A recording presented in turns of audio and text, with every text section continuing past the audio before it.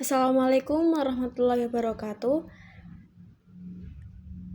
Kami dari kelompok 5 akan mempresentasikan hasil jurnal yang telah kami buat dengan judul Pengaruh Potensi dan Hambatan Guru terhadap Efektivitas Pembelajaran Bahasa Indonesia di MA Salafiyah Pekalongan.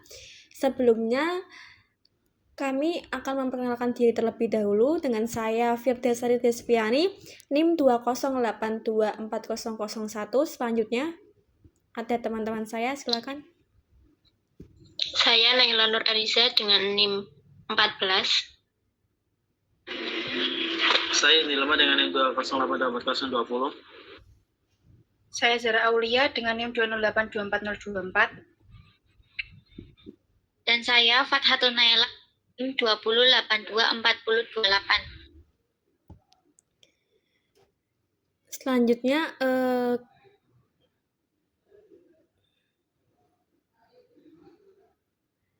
saya akan menjelaskan latar belakang terlebih dahulu. Bahasa Indonesia berperan sebagai bahasa nasional dan resmi negara yang memiliki peranan penting dalam kehidupan berbangsa dan bernegara. Sebagai alat komunikasi utama, bahasa Indonesia tidak hanya berfungsi sebagai media interaksi sosial, tetapi juga sebagai sarana untuk membentuk identitas nasional, mengembangkan ilmu pengetahuan, dan meningkatkan kualitas sumber daya manusia. Oleh karena itu, pembelajaran bahasa Indonesia menjadi mata pelajaran wajib bagi seluruh siswa di tingkat pendidikan dasar hingga menengah, termasuk di madrasah aliyah tersebut. Hal ini dikemukakan oleh Kementerian Pendidikan dan Kebudayaan tahun 2020. Selanjutnya akan dijelaskan oleh rekan saya. Silakan, Sydney.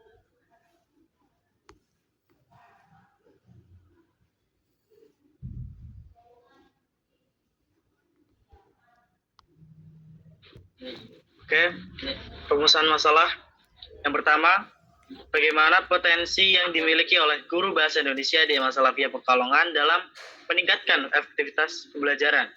Kedua, mengapa hambatan yang dihadapi oleh guru dalam pembelajaran bahasa Indonesia di MA Salafiyah Pekalongan dapat mempengaruhi efektivitas pembelajaran.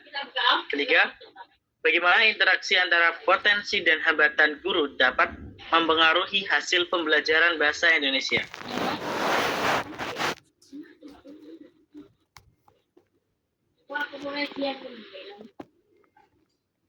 Adapun tujuan penelitian yang pertama, untuk mengidentifikasi potensi guru bahasa Indonesia di MA Salafiyah Pekalongan yang dapat meningkatkan efektivitas pembelajaran. Kedua, untuk menganalisis hambatan yang dihadapi oleh guru dalam proses pembelajaran bahasa Indonesia dan dampaknya terhadap efektivitas pembelajaran. Ketiga, untuk mengevaluasi interaksi antara potensi dan hambatan guru dalam konteks pembelajaran bahasa Indonesia.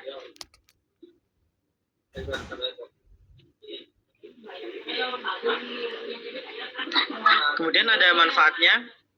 Yang pertama, meningkatkan kualitas pembelajaran.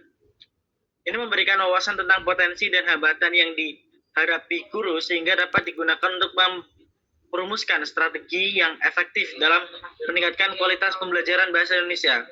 Kedua, mengembangkan profesional guru, yaitu menyediakan informasi yang berguna bagi pengembangan profesionalis guru, termasuk pelatihan dan workshop yang dapat meningkatkan kompetensi pedagogis dan penguasaan materi.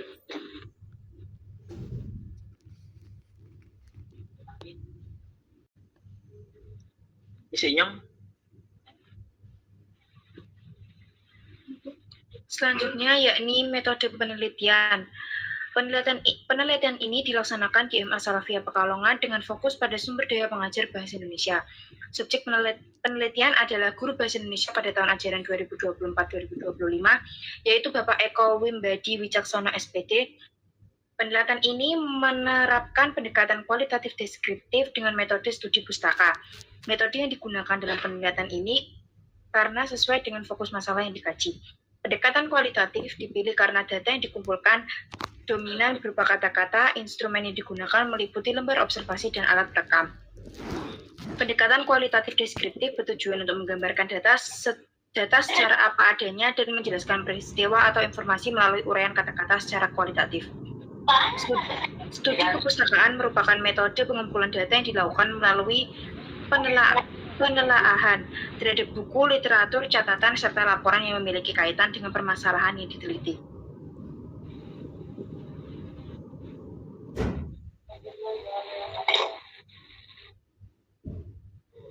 Selanjutnya akan dilanjut oleh rekan saya.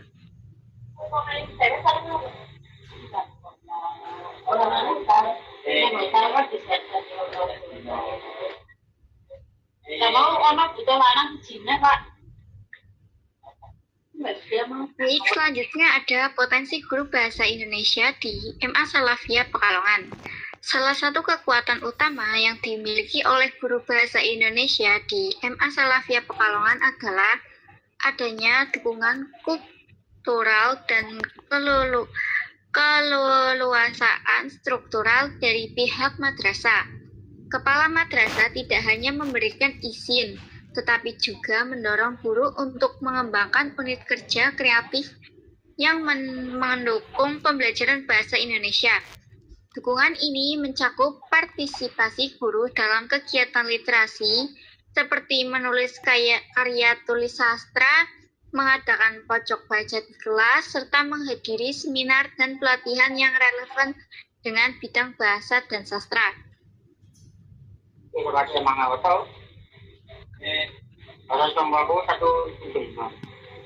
Di MA Salafiyah Pekalongan mengajarkan bahasa Indonesia menghadapi tantangan terkait efektivitas pembelajaran siswa, seperti merasakan bahwa suasana kelas yang terlalu santai menyebabkan kurangnya pemahaman materi. Faktor yang mempengaruhi efektivitas pembelajaran yaitu aksesibilitas, pendampingan, tingkat kesulitan, kelayakan materi, penggunaan media. Lalu ada hambatan dan pembelajaran keterbatasan media dan suasana kelas yang santai menjadi hambatan. Siswa melaporkan kesulitan memahami materi karena kurangnya evaluasi terhadap tugas. Lalu ada potensi dan kesulitan pengajar kepada sekolah. Meskipun kualifikasi guru baik, kurangnya fasilitas seperti laboratorium bahasa perlu diatasi untuk meningkatkan kualitas pengajaran. Ada upaya untuk meningkatkan pembelajaran seperti pengulangan materi, metode interaktif, pendekatan diferensiasi, dan penerapan peran kepala sekolah. MA Salafiyah memiliki potensi dalam pengajaran bahasa Indonesia, tetapi tantangan seperti fasilitas dan metodologi pengajaran perlu diatasi untuk menciptakan lingkungan belajar yang optimal. Selanjutnya akan dilanjut oleh rekan saya.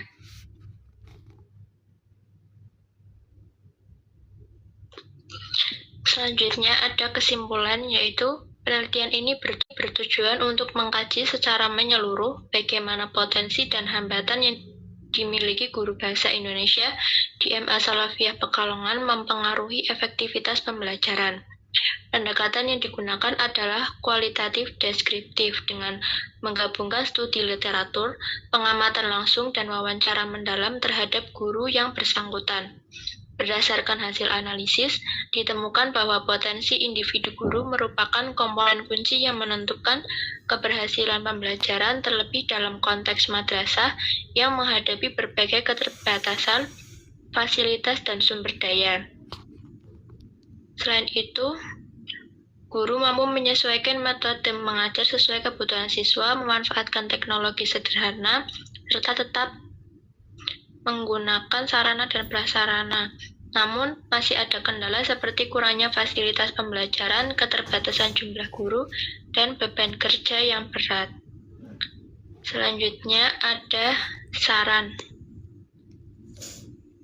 Berdasarkan penelitian mengenai pengaruh potensi dan hambatan guru terhadap efektivitas pembelajaran bahasa Indonesia di MA Salafiyah Pekalongan, beberapa saran dapat diimplementasikan untuk meningkatkan kualitas pembelajaran, yaitu pertama, madrasah disarankan untuk rutin mengadakan pelatihan bagi guru guna meningkatkan kompetensi pedagogis dan penguasaan materi.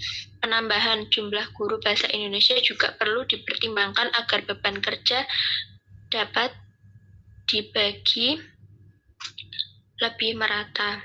Selain itu, madrasah menyediakan buku bacaan, alat bantu belajar, dan ruang literasi. Pemerintah juga perlu memberikan pelatihan yang sesuai kebutuhan guru, serta membantu madrasah dalam penyediaan fasilitas pembelajaran dan tenaga pengajar tambahan.